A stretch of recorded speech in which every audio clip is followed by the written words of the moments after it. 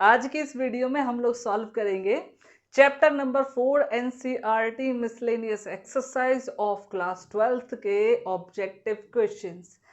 तो इससे पहले के जितने भी क्वेश्चंस थे न्यूमेरिकल और थ्योरेटिकल, वो सब कुछ हम इससे पहले और उससे पहले की वीडियो में कर चुके हैं।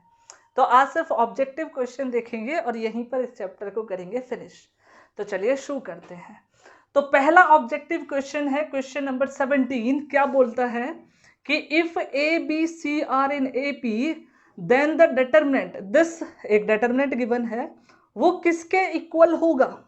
तो पहला ऑप्शन है 0, दूसरा ऑप्शन है 1, तीसरा ऑप्शन है सी और चौथा ऑप्शन है 2x। तो हमें बताना है इनमें से कौन सा ऑप्शन करेक्ट है। तो किस तरीके से करेंगे, थोड़ा सिंप्लीफाई करने की कोशिश करते हैं। देखो वैसे तो सिंपल ही है, सबको पता है 0 आना चाहिए, ठीक है, पर देखते हैं किस तरीके से। देखो ओके, तो हमें पता है भाई इसने गिवन है ए बी सी क्या है, ए पी के अंदर है, और हम लोग जानते हैं अगर 3 नंबर्स ए पी के अंदर हो तो हम क्या लिख सकते हैं, 2b is equals to A plus C हम लोग लिख सकते हैं। ठीक है, इसका हम लोग यूज करेंगे। किस तरीके से करेंगे वो देखो। ये जो डिटरमिनेंट गिवन है ना, x plus 2, x plus 3, x plus 4, ठीक है, यहां पर है x plus 3, x plus 4, x plus 5, यहां पर है x plus 2a, x plus 2b, x plus 2c। ठीक, अब देखो हम लोग करते क्या है, इसके अंदर R1 को बना देते हैं R1 प्लस R3। ठीक है, इसका बेनिफिट देखो क्या होगा, अगर इन दोनों को हम लोग ऐड करते हैं तो मिलेगा 2x प्लस 6, इन दोनों को ऐड करने पर मिलेगा 2x प्लस 8, और इन दोनों को ऐड करने पर मिलेगा 2x प्लस 2 और a प्लस c। ठीक है, और यहां पर देखो बाकी दोनों रोज जो है जैसे हैं वैसे के वैसे रहेंगे, कोई चेंज हम लोग इसमें नहीं करने वाले। ठीक है, एज इट इज छाप दो, जैसा है डिट्टो एकदम। ठीक है, उसके बाद देखो ऊपर वाली रो में R1 से हम लोग ले लेते हैं 2 को कॉमन। जैसे ही 2 को कॉमन लोगे देखो क्या आएगा, यहां तो बचेगा x प्लस 3, ठीक है, यहां पर बचेगा x प्लस 4, ठीक, और यहां पर देखो यहां पर बच जाएगा x plus a plus c, इतना ठीक है। उसके बाद देखो यहां बचेगा x प्लस 3, x प्लस 4, और ये है भैया x प्लस 2b। ठीक है, और ये थर्ड वाला है x प्लस 4, x प्लस 5, और यहां पर है x प्लस 2c, इतना ठीक है। उसके बाद देखो हम क्या करेंगे, अगर हम इक्वेशन 1 को यूज कर लेते हैं तो बाई इक्वेशन 1 हमें मिलेगा क्या, देखो अब ये वाला जो है देखो इसको तो ऐसे ही रखेंगे, लेकिन a प्लस सी के जगह पर हम लोग इक्वेशन 1 से रख सकते हैं 2b। ठीक है, तो क्या बेनिफिट होगा इसका, देखो 2 बाहर है, x प्लस 3 है, x प्लस 4 है, ये हो जाएगा x प्लस 2b, यही तो चेंज होगा। देखो ये डिट्टो है, ये डिट्टो है, इसमें इसके जगह 2b रख दिया। अब इस वाली दोनों रोज को हम सेम रखते हैं। देखो ये है x plus 3, x plus 4, x plus 2b, और ये है x प्लस 4, x प्लस 5 और x प्लस 2c।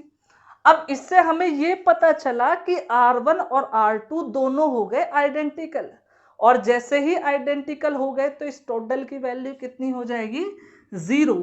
इसका मतलब जो इसका ऑप्शन है वो कौन सा ऑप्शन करेक्ट है भैया, इसका ए ऑप्शन करेक्ट है, मतलब वैल्यू आएगी इसकी 0। ठीक है, हो गया ना, सिंपल सा था। तो लिख सकते हैं, लिखने के लिए आप स्क्रीनशॉट ले सकते हैं। चलो भाई बढ़ते हैं क्वेश्चन नंबर 18 की तरफ। एक मैट्रिक्स हमें गिवन है x y z है डायगोनल में, बाकी सारे एलिमेंट है 0, जहां पर x y z क्या है, नॉन जीरो रियल नंबर्स है। तो हमें इस मैट्रिक्स का इनवर्स बताना है क्या होगा।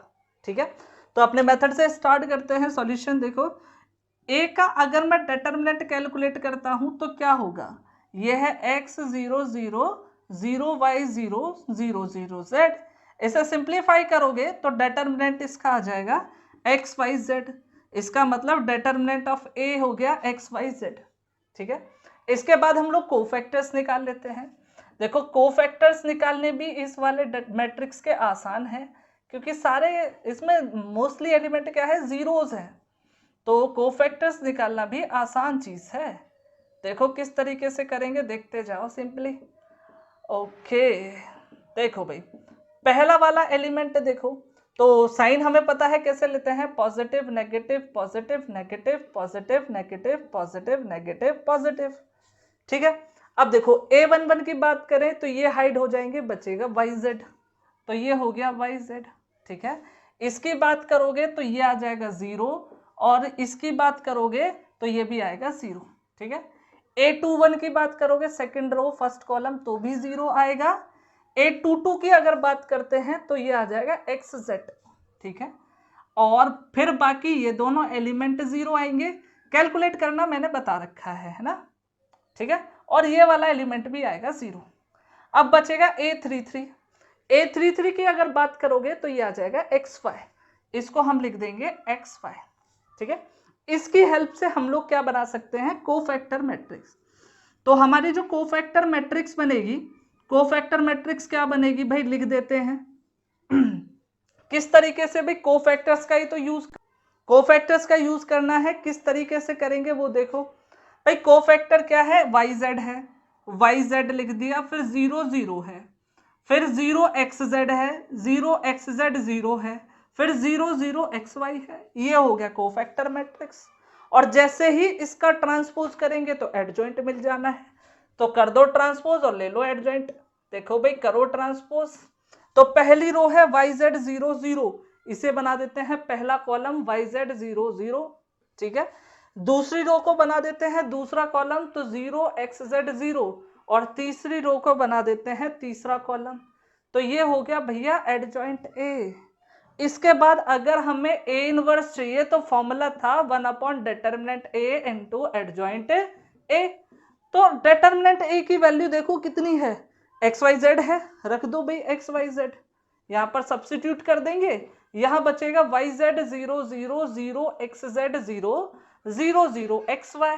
अंदर जैसे ही मल्टीप्लाई करोगे तो क्या बचेगा, देखो यहां तो बचेगा 1/x 0 0 0 1/y 0 0 0 1/z, जिसको कि हम फर्दर लिख सकते हैं x इनवर्स, यहां y इनवर्स, और यहां पर लिख सकते हैं z इनवर्स। इसका मतलब कि हमारा जो इनवर्स आएगा वो कौन सा वाला ऑप्शन आएगा वो हम लोग देख सकते हैं इस तरीके से, ठीक है। तो हमारा जो ऑप्शन आएगा वो आएगा ऑप्शन A करेक्ट, तो हमारा हो गया ऑप्शन A करेक्ट। चाहो तो आप लिख सकते हो, लिखने के लिए स्क्रीनशॉट ले सकते हैं। ओके तो बढ़ते हैं क्वेश्चन नंबर 19 की तरफ। ब्यूटीफुल सा क्वेश्चन है, देखें क्या है।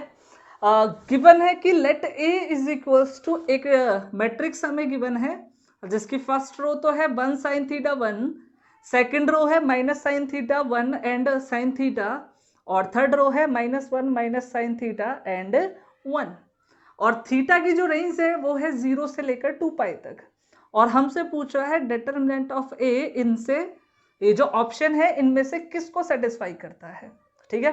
करते हैं, तो देखो सॉल्यूशन किस तरीके से करेंगे वो देखना जरूरी है थोड़ा।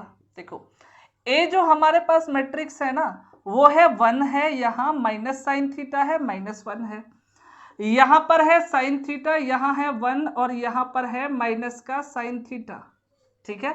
यहाँ है 1, यहाँ है sin थीटा, यहाँ पर है 1। तो अगर मैं इसके डिटरमिनेंट की बात करता हूं तो इसका डिटरमिनेंट कितना होगा भैया, डिटरमिनेंट आप लोगों को पता ही है क्या करते हैं, कुछ इस तरीके से बना देते हैं और कुछ चेंज नहीं। तो ये हो जाएगा sin थीटा 1 माइनस का sin थीटा, और यहाँ हो जाएगा 1 sin थीटा 1, ठीक है। अब हम इसको सिंपली एक्सपेंड कर लेते हैं, ठीक है।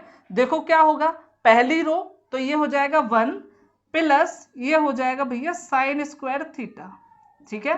अगला वाला आ जाएगा -sin थीटा। अब देखो ये वाली रो कॉलम डिलीट, ये हो जाएगा -sin theta plus sin theta, तो ये हो जाएगा 0। अगला वाला 1, रो कॉलम डिलीट, तो ये हो जाएगा साइन स्क्वायर थीटा प्लस 1, तो यहां पहुंच गए भाई साइन स्क्वायर थीटा प्लस 1 पर। आगे देखो किस तरीके से हम लोग सिंप्लीफाई करेंगे।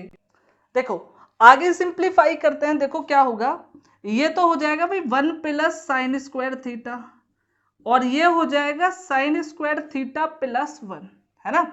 तो ये हो गया भाई 2 प्लस साइन स्क्वायर थीटा। तो हमें मिल गया किसकी वैल्यू, डिटर्मिनेंट ए की वैल्यू है क्या, ठीक है।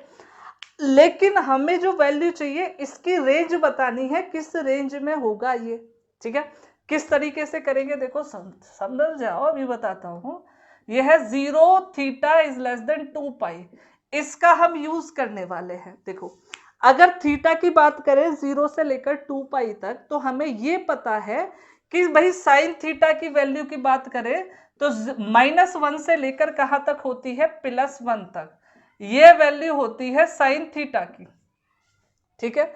लेकिन हमें मतलब किससे है, साइन स्क्वायर थीटा से, यहां पर 2 भी है, ठीक है। तो हमें मतलब है साइन स्क्वायर थीटा से। तो जो साइन स्क्वायर थीटा की वैल्यू है ना, वो होगी 0 से लेकर कहां तक, वो होगी 1 तक, ठीक है। क्योंकि साइन स्क्वायर थीटा नेगेटिव तो होगा नहीं, स्क्वायर है, तो 0 से लेकर कहां तक होगी, 1 तक की वैल्यू इसकी होगी, ठीक है। लेकिन हमें चाहिए 2 साइन स्क्वायर थीटा, तो मैं 2 से मल्टीप्लाई कर देता हूं, तो ये हो जाएगा 0 less than 2 sine square theta less than और इक्वल टू 2, ठीक है। लेकिन ये भी पूरा नहीं हुआ, अभी तो 2 की और जरूरत है, तो 2 और ऐड कर दो सब में, तो ये हो जाएगा 2 less than 2 plus 2 sine square theta less than और इक्वल टू 4। हर एक टर्म में हमने 2 को ऐड कर दिया, ठीक है। इसका मतलब देखो ये क्या हो गया, ये तो बन गया डिटर्मिनेंट ऑफ ए और लेस देन और इक्वल टू 4। तो इसका मतलब ये हुआ कि डिटर्मिनेंट ए की वैल्यू 2 से लेकर कहां तक है, 4 तक। और इस चीज को हम लोगों ने सेट थ्योरी में सीखा था कि अगर किसी वैल्यू की हमें रेंज पता है यहां से यहां तक है, तो उसको हम लिख सकते हैं, भाई देखो ये है 2 से लेकर 4 तक, इसका मतलब determinant A belongs to closed interval 2,4 हो गया। तो ऑप्शन कौन सा वाला करेक्ट होगा, ऑप्शन नंबर डी, ठीक है। तो इसी क्वेश्चन के साथ यहीं पर समाप्त हो जाता है chapter number 4 of NCERT class 12 determinants, ठीक है। तो जितना कुछ था एनसीईआरटी के अकॉर्डिंग और सीबीएसई के लेटेस्ट पैटर्न के अकॉर्डिंग वो हम लोगों ने सारी चीजें की, ठीक है। तो मेरे ख्याल से इतना एनफ है। फिर भी अगर आपका कोई डाउट आता है तो इसके रिगार्डिंग डाउट वीडियोस हम लोग आगे बनाते रहेंगे। तब तक के लिए धन्यवाद, मिलेंगे अगली वीडियो में नेक्स्ट चैप्टर के साथ। Thank you.